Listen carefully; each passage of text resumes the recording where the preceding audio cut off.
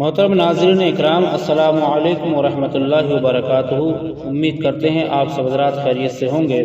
اللہ تعالیٰ آپ کو شاد و آباد رکھے، خوش رکھے، سرسبز و شاداب رکھے۔ محترم سامعین اکرام، ہم آپ کی خدمت میں کوئی نہ کوئی قرآن عظیم کی صورت لے کر کے آتے ہیں۔ آج بھی ہم کچھ قرآن عظیم کی کچھ آیات لے کر کے آئے ہیں، اور وہ آیات کس کام میں آتی ہیں وہ بھی ہم آپ کو بتانے والے ہیں۔ اس سے پہلے اگر آپ ہمارے چینل پر نئے ہیں تو ہمارے چینل کو سبسکرائب کریں اور بیل آئیکن دبائیں تاکہ آنے والے ویڈیو کی نوٹیفیکیشن آپ تک پہنچتی رہے۔ تو محترم ناظرین اکرام، آج جو ہم ویڈیو بنانے والے ہیں اس کا مفہوم یہ ہے، آپ پورا ویڈیو دیکھیں، اس کو اسکپ نہ کریں، انشاءاللہ تعالی آپ اس سے فیض حاصل کریں گے۔ اور اگر آپ نے پورا ویڈیو دیکھ کر کے اس پر عمل کر لیا تو انشاءاللہ تعالی ہمارا عقیدہ ہے اللہ رب العزت کی ذات پر کہ آپ اس بیماری سے محفوظ ہو جائیں گے جو بیماری انسان کی جان لے لیتی ہے۔ تو محترم ناظرین اکرام، آج کے دور میں جو سب سے زیادہ خطرناک بیماری چل رہی ہے وہ ڈینگو بخار کی بیماری چل رہی ہے۔ تو یوں تو ہم دوائیاں کرتے ہیں اور دوا کرنا بھی چاہیے، سنت طریقہ ہے، تو لہذا اس کے علاوہ ہمیں قرآن عظیم کی کچھ آیات کی تلاوت کرنی چاہیے۔ انشاءاللہ تعالیٰ یہ قرآنی آیات کی تلاوت سے اس بیماری سے ہم محفوظ ہو جائیں گے۔ اور سب سے بڑی بات، اس کی علامات جو بیماری کی ہوتی ہیں ڈینگو بخار کی، وہ ہمیں معلوم ہونا چاہیے۔ تو اس تعلق سے ہم ایک ویڈیو بنا رہے ہیں، آپ وہ ملاحظہ فرمائیں، انشاءاللہ تعالیٰ اس بیماری سے آپ محفوظ رہیں گے۔ ہندوستان کے دیگر علاقوں میں آج کل یہ بیماری ڈینگو بخار کی شکایت عام ہو رہی ہے۔ بدقسمتی سے اس کی وجہ مناسب آگاہی اور حفاظتی تدابیر کا نہ ہونا ہے، اور ایک عام سی بیماری مہلک اور خطرناک صورت اختیار کر لیتی ہے۔ دراصل ڈینگو ایک انفیکشن ہے جو ایک خاص وائرس کی وجہ سے ہوتا ہے۔ یہ بیماری ایک مخصوص مادہ مچھر کے کاٹنے سے پھیلتی ہے۔ اس کی پہچان کیا ہے وہ ہم آپ کو آگے بتائیں گے۔ مادہ مچھر جس کی ٹانگیں عام مچھروں کی نسبت ذرا لمبی ہوتی ہیں، کسی متاثرہ شخص کو کاٹنے سے یہ وائرس اس مچھر میں آ جاتا ہے، اور اس کے بعد اگر یہ مچھر کسی دوسرے شخص کو کاٹ لے تو یہ وائرس اس میں منتقل ہو جاتا ہے۔ ڈینگو بخار عموماً ان لوگوں میں زیادہ ہوتا ہے جن کی قوت مدافعت کمزور ہوتی ہے۔ 4 مختلف اقسام کے وائرس انسانوں میں ڈینگو بخار کا باعث بنتے ہیں۔ ایک قسم کا وائرس کا حملہ صرف ایک بار ہی ہو سکتا ہے، دوسری مرتبہ ڈینگو بخار اور دوسری قسم کے وائرس سے ہو سکتا ہے، اور یوں زندگی میں کسی بھی شخص کو زیادہ سے زیادہ 4 مرتبہ یہ عارضہ لاحق ہو سکتا ہے۔ ڈینگو بخار کا دوسرا نام بریک فون فیور بھی ہے۔ اسے یہ نام اس لیے دیا گیا ہے کہ اس بخار کے دوران ہڈیوں اور پٹھوں میں اتنا شدید درد ہوتا ہے کہ لگتا ہے کہ ہڈیاں ٹوٹتی ہوئی محسوس ہوتی ہیں، اور یہ مرحلہ کافی تکلیف دہ ہوتا ہے۔ یہ بیماری گرم اور نیم گرم علاقوں میں پائی جاتی ہے، اور دنیا بھر میں 10 کروڑ سے زائد افراد ہر سال اس سے متاثر ہوتے ہیں۔ تاہم بروقت علاج سے اس مرض سے صحت یابی کا تناسب بہت زیادہ ہے، اور 99% مریض اس سے مکمل طور پر صحت یاب ہو جاتے ہیں، یعنی 1% سے بھی کم لوگوں میں یہ مہلک شکل اختیار کرتا ہے۔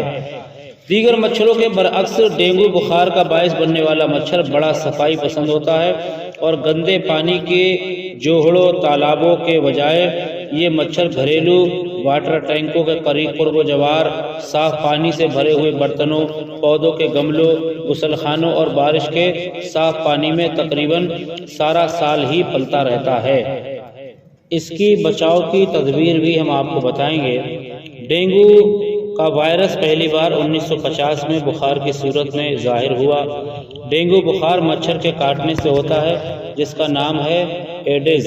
ایڈز ایک نقصان دہ کیڑا ہے جو جسامت میں ملیریا کے مچھر سے بڑا ہوتا ہے۔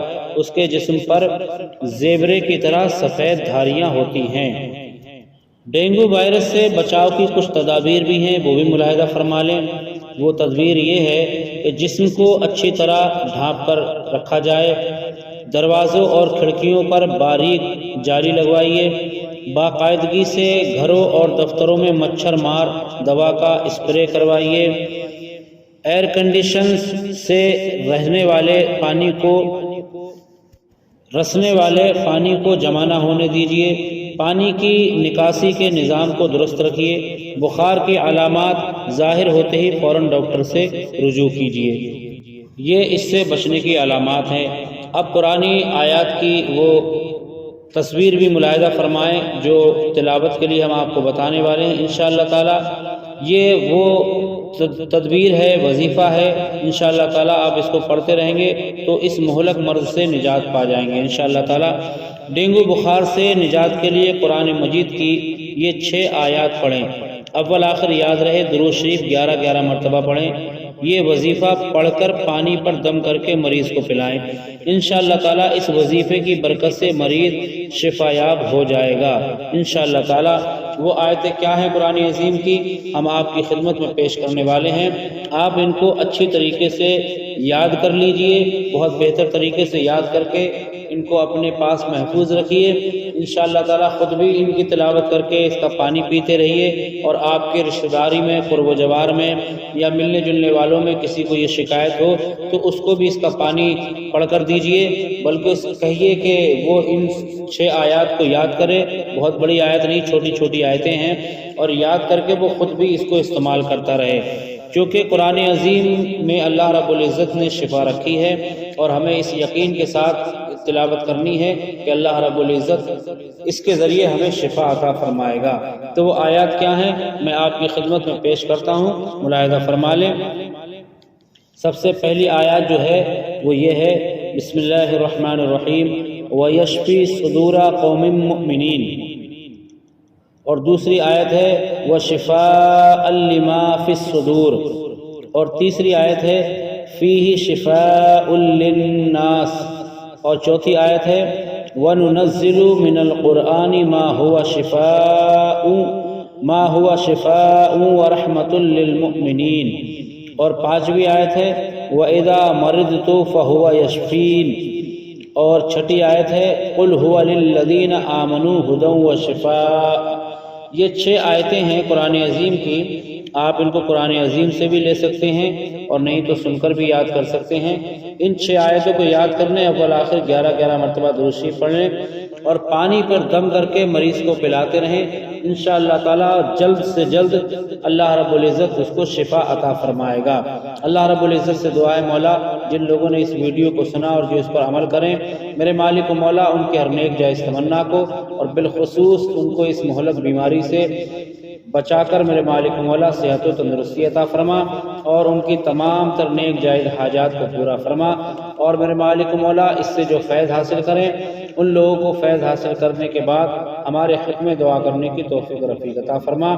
جزاک اللہ خیرہ۔ السلام علیکم ورحمۃ اللہ وبرکاتہ۔